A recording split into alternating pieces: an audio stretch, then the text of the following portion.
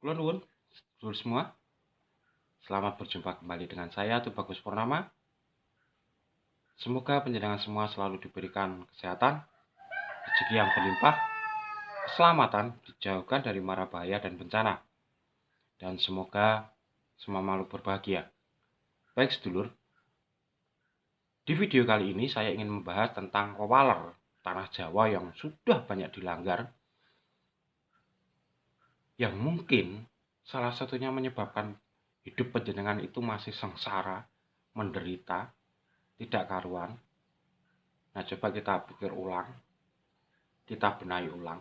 Apakah benar ada larangan-larangan dari leluhur kita dulu yang sudah kita langgar? Karena leluhur kita itu selalu memberi sanepo kepada anak cucunya. Sanepo ini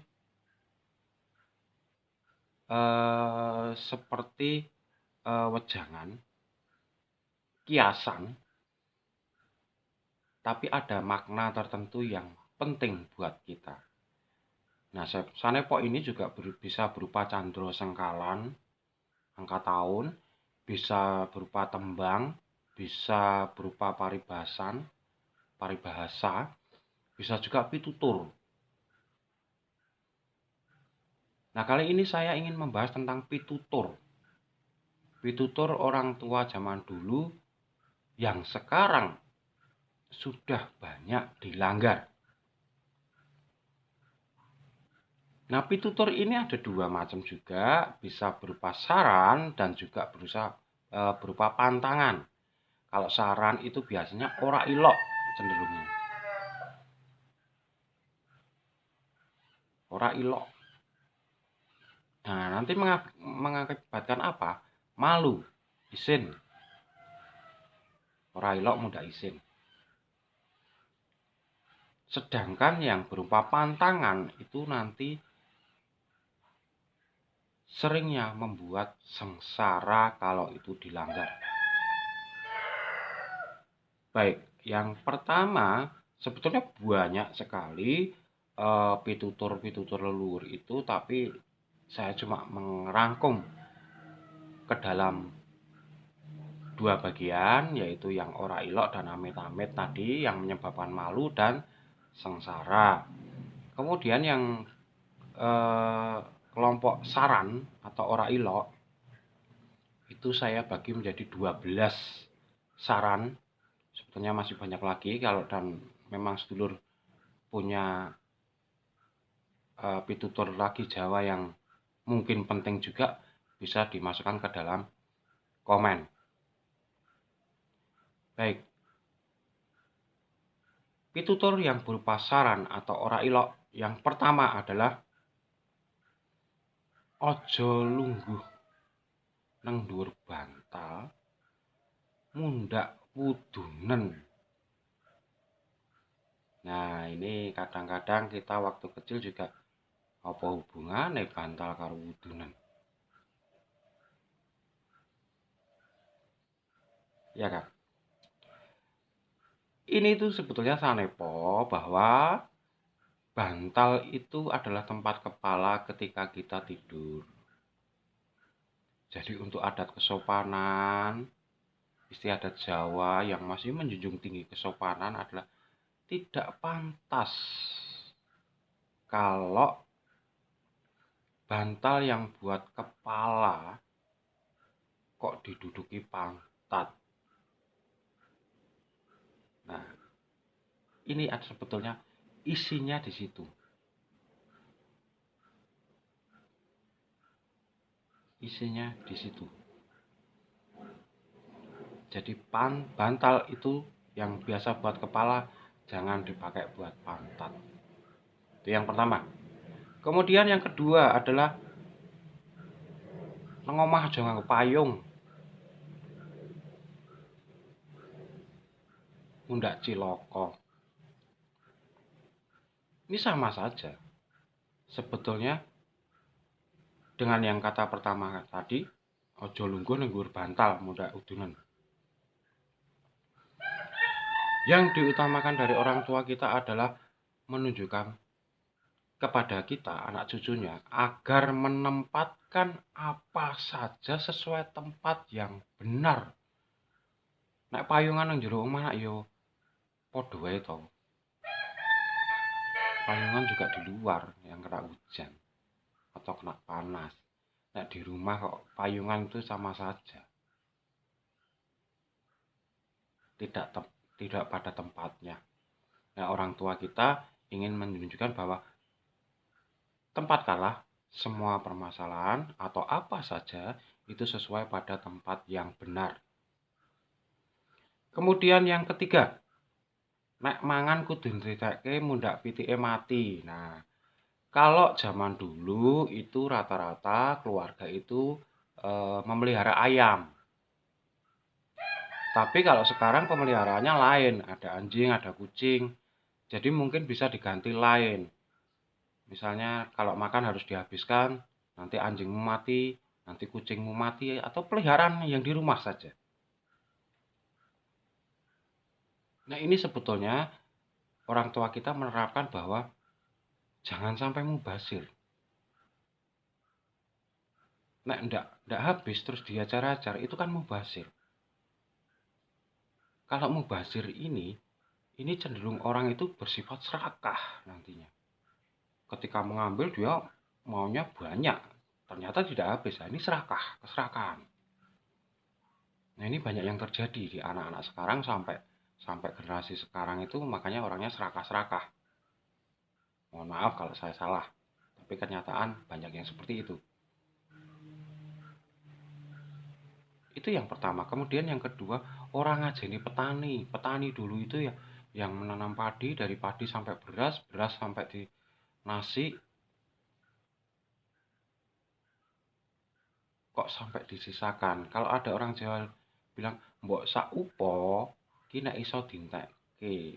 Mergo berkah itu bisa jadi di nasi yang terakhir, sebulir nasi yang terakhir tadi.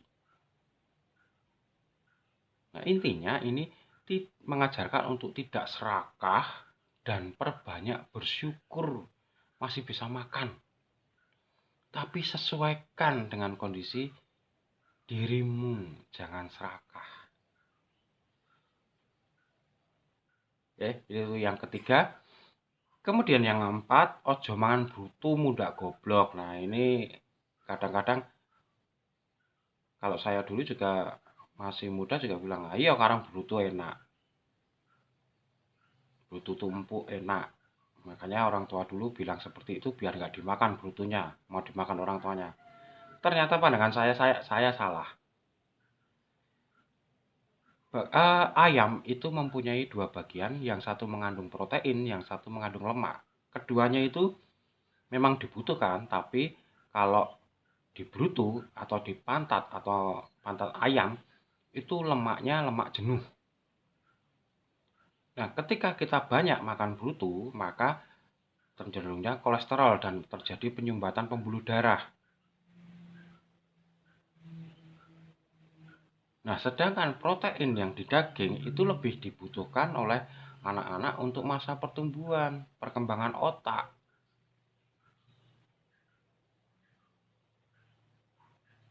Jadi supaya jangan sampai stroke, jangan sampai menurunkan tingkat kecerdasan, maka orang tua membuat sanepo seperti itu. Ojo mangan brutu mundak goblok. Ini bisa dipahami ya. Kemudian yang kelima, ojo lungguh nang tengah lawang mundak judune seret. Nah, ini kebanyakan untuk kaum wanita, saudara saya wanita yang perawan.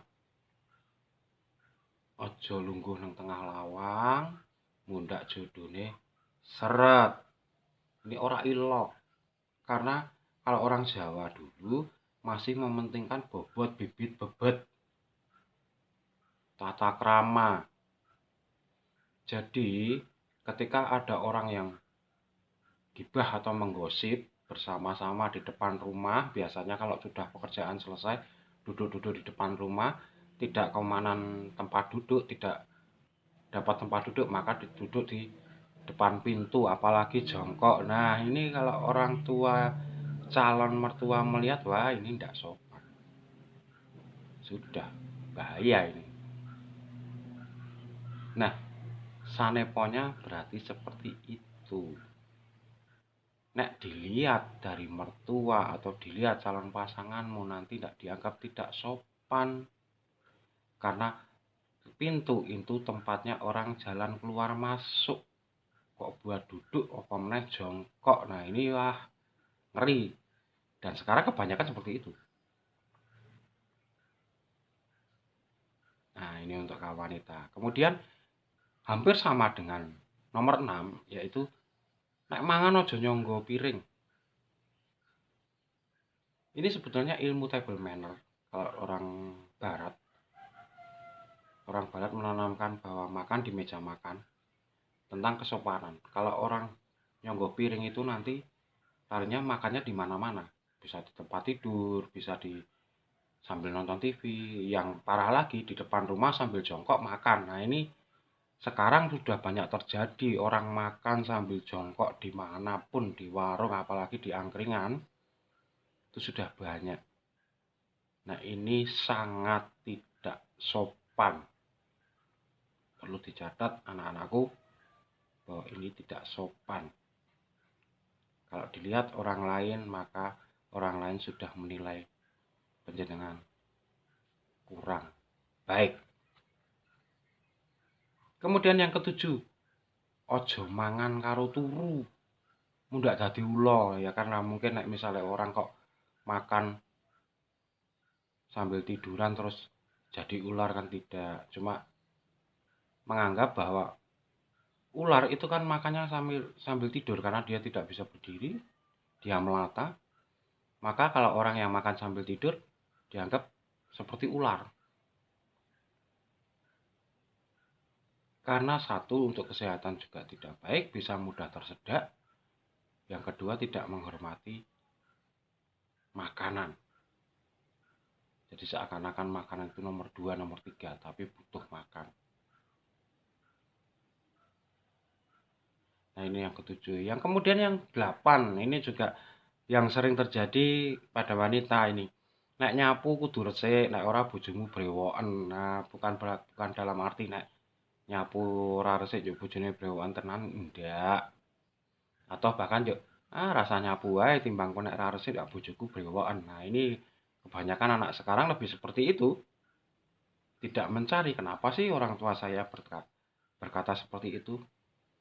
Ini tentang orang tua yang memikirkan si anak, terutama perempuan. Besok kalau sudah bersuami, berkeluarga, dia harus bisa prigel merawat keluarganya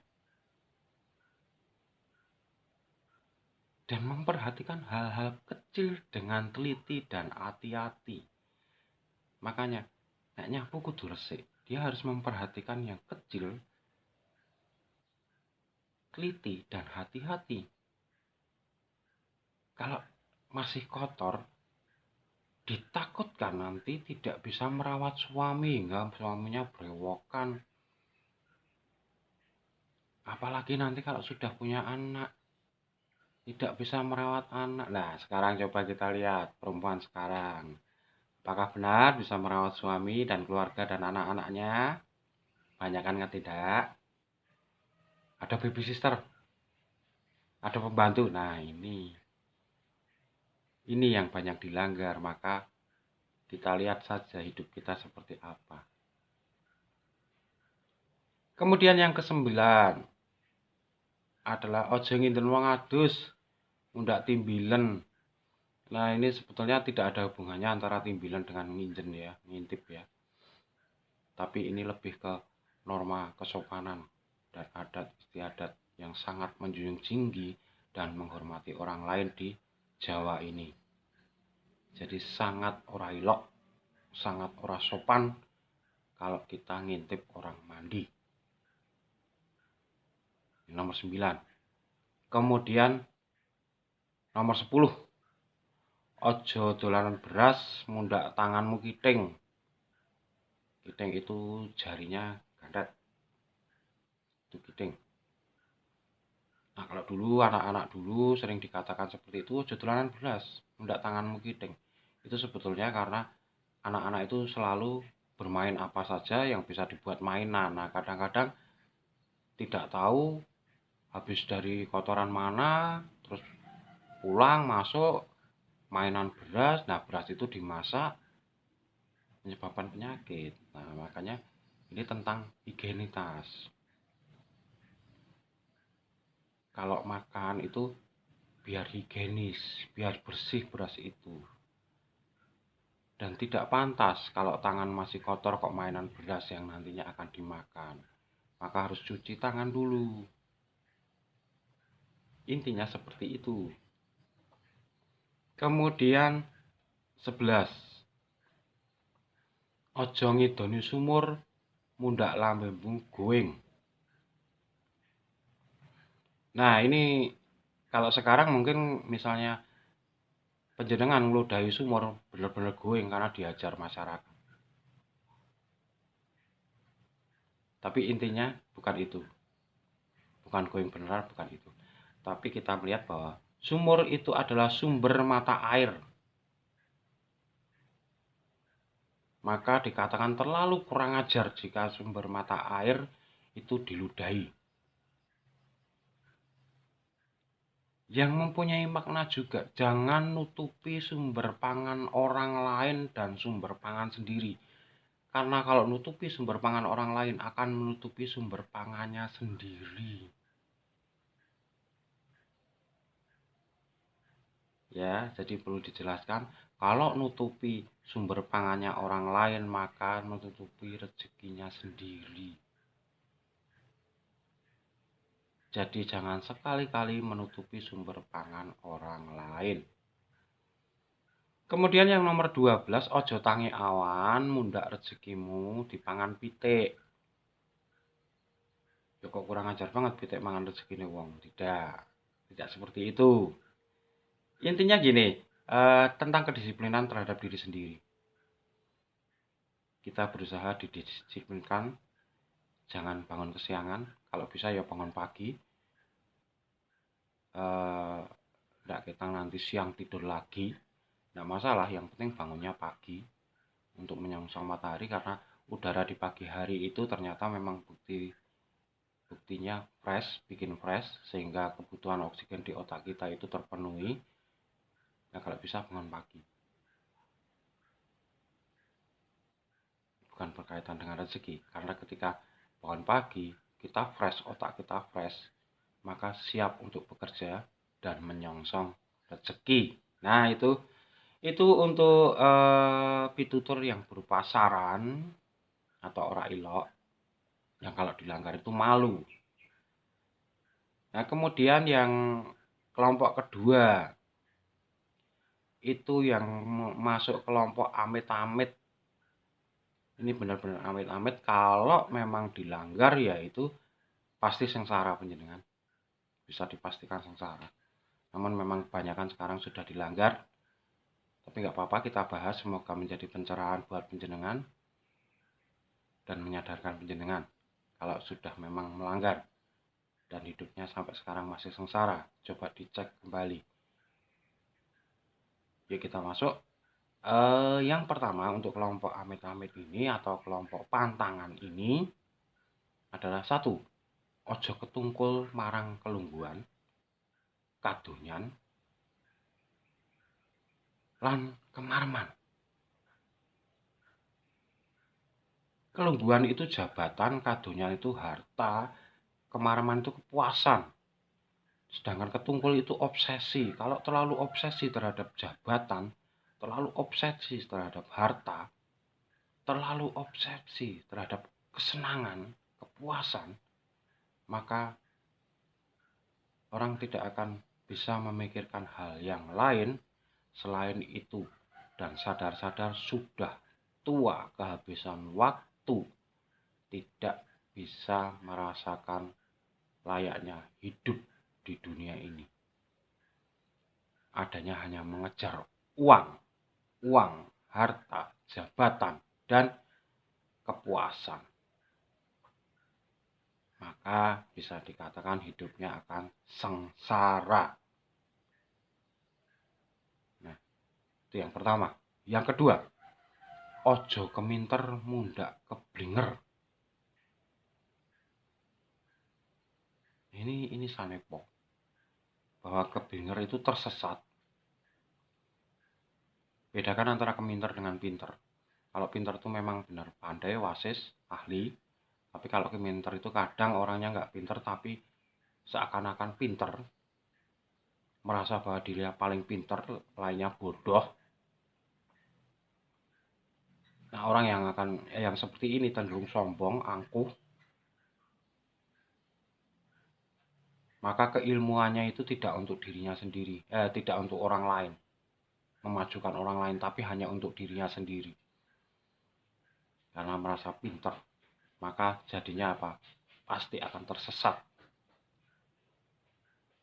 Nah, itu dipahami, dulur. Kemudian yang ketiga, ojo cidro mundak ciloko. Nah, ketika kita sudah punya janji, misalnya terhadap seseorang, ya harus ditepati. Kalau memang belum bisa menepati, ya bilang. Saya belum bisa menepati. Karena apa? Cilaka nantinya. Pasti itu. Apalagi bagi kaum-kaum pria yang suka menjanjikan sesuatu terhadap wanita, sehingga sudah dapat nikmatnya, terus pergi. Hati-hati. Hidup panjenengan pasti akan cilaka. Seperti seorang DPR, seorang legislatif, seorang bupati, kalau sudah janji-janji tidak ditepati, bahaya bagi diri Anda sendiri. Jadi itu yang ketiga. Kemudian yang keempat, ojo gumunan, ojo kagetan, ojo dumeh. Nah, ini yang sering terjadi juga di era teknologi sekarang. Semakin besar, tidak ada penyaringan berita, mana yang hoak, mana yang benar, mana yang mampu untuk menggiring opini seseorang menjadi seorang yang jahat, seorang yang baik. Tidak ada. Ini berbahaya. Beda dengan dulu. Kalau dulu hanya TVRI itu sudah disaring oleh orang-orang yang berkompeten benar, sehingga berita yang diterima itu benar-benar positif.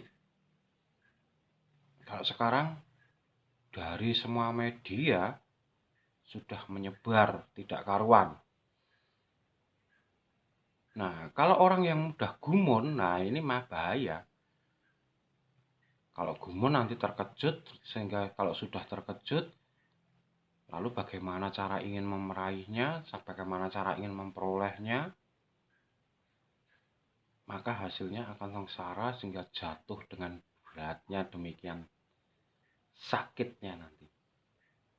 Lalu ojo dumeh itu juga jangan merendahkan orang lain lah. Ya intinya tadi, kalau merasa keminter terus merendahkan orang lain yang diam, bahaya bagi panjenengan. Tuh, yang keempat. Kemudian yang kelima adalah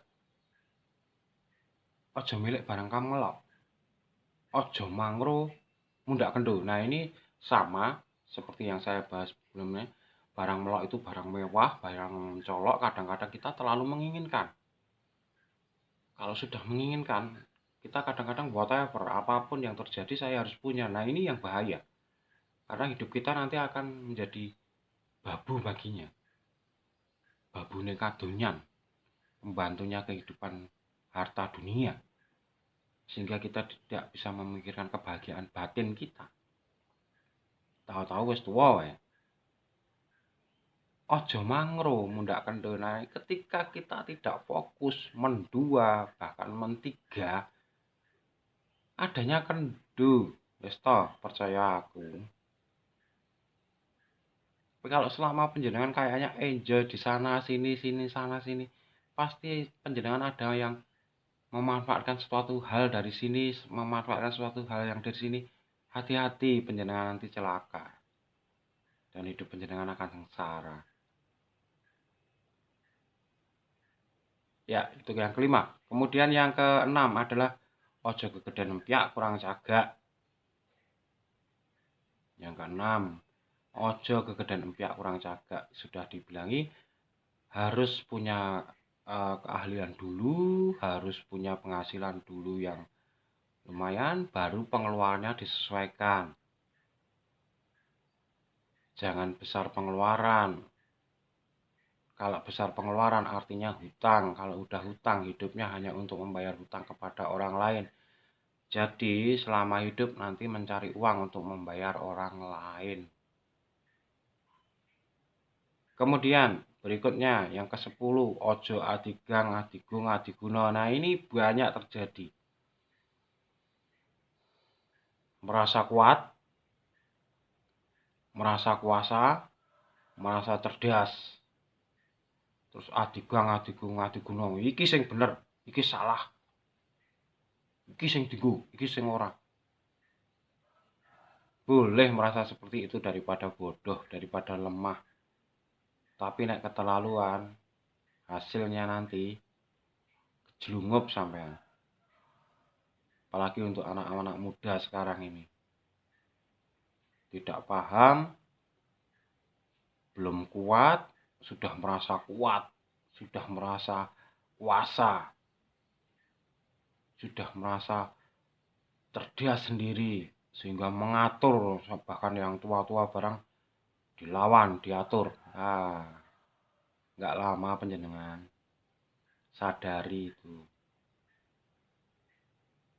Jadi ojo adigang, adigung, adiguna, mundak sengsara panjenengan. Kemudian yang ke-11 adalah ojo serik lamun ke taman. Ojo susah lamun kelangan. Artinya, hadapi semuanya dengan biasa. Jangan berlebihan, karena semua itu titipan. Kita jadi kaya juga titipan. Seandainya kekayaan itu diambil berarti ya bukan rezeki kita. Seperti itu aja. Karena kalau berlebihan maka terjadinya stres, bahkan kadang ada yang bunuh diri. Jadi itu sedulur, semoga bermanfaat dan kita benar-benar koreksi diri sendiri. Kenapa hidup kita sampai sekarang ini seperti ini? Mungkin adalah petuah-petuah leluhur yang kita langgar, bahkan sampai ada yang di kelompok amit-amit ini kita langgar. Ya inilah yang kita rasakan. Dan ini tidak bisa dibohongi. Walaupun kita berpura-pura kaya di depan orang lain, ketika sendiri Anda akan merasakan bahwa diri Anda akan kurang. Diri Anda tidak bahagia, diri Anda tidak nyaman. Jadi demikian sedulur, semoga bermanfaat, dan ada kala salah kata saya mohon maaf yang sebesar-besarnya. Tetap dukung channel saya biar berkembang. Akhir kata saya Tubagus Purnama mengucapkan Rahayu, Rahayu, Rahayu. Nuwun.